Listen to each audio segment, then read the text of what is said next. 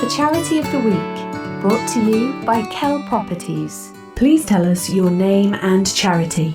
I'm Christine Payne and I'm from the Motor Neurone Disease Association here in the Isle of Man. How did the charity start and what is its purpose? The charity was actually set up in 1993. Up until then, there'd been no help or support for people who've got motor neurone disease on the Isle of Man. Nobody knew very much about the illness either. It wasn't sort of in the public eye at all as it is now. And we're there actually to provide practical assistance and help for people and families who are living with motor neurone disease. Tell us about your team. We're a small local committee, a very hard-working little band of fundraisers.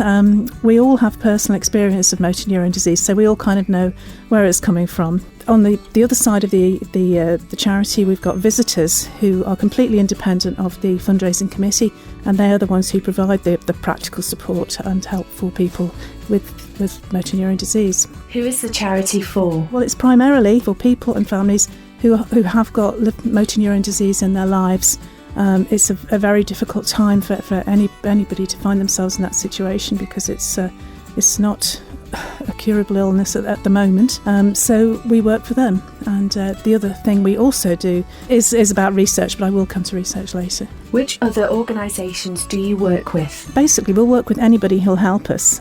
We are dependent on donations, but we often find that motor neurone disease is not something you forget once you've come into contact with it. So people pitch up maybe years later and decide that they'll do the parish walk in memory of somebody. We get support from lots of different places simply because it is in that sort of public memory.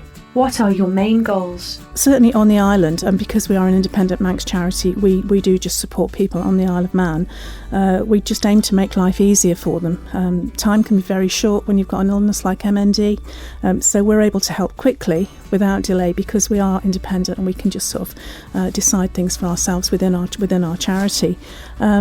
In the slightly bigger picture, we do support research because research is the only way that there's ever going to be a cure for motor neurone disease. So if we do find ourselves occasionally with extra cash, that's where it goes. We send it to the MNDA Association in the UK to be used for research. How do you see the charity developing over the next 5 years? Really, I expect us to be carrying on in much the same way as we are.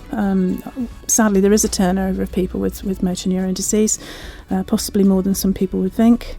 So we just continue to offer practical help and support for those people, and again research in the longer term as well.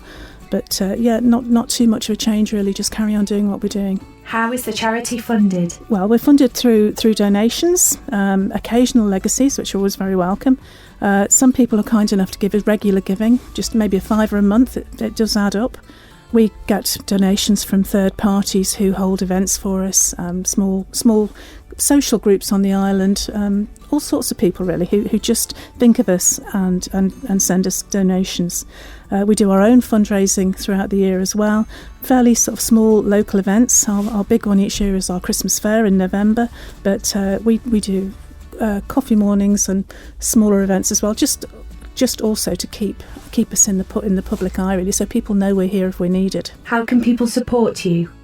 Donations are the big way forward for us, obviously, and to support any events that we do put on. But with donations, it means that we can channel funds where it's needed on the island, and as I say, when it's needed, we do things very quickly. Where can people find out more?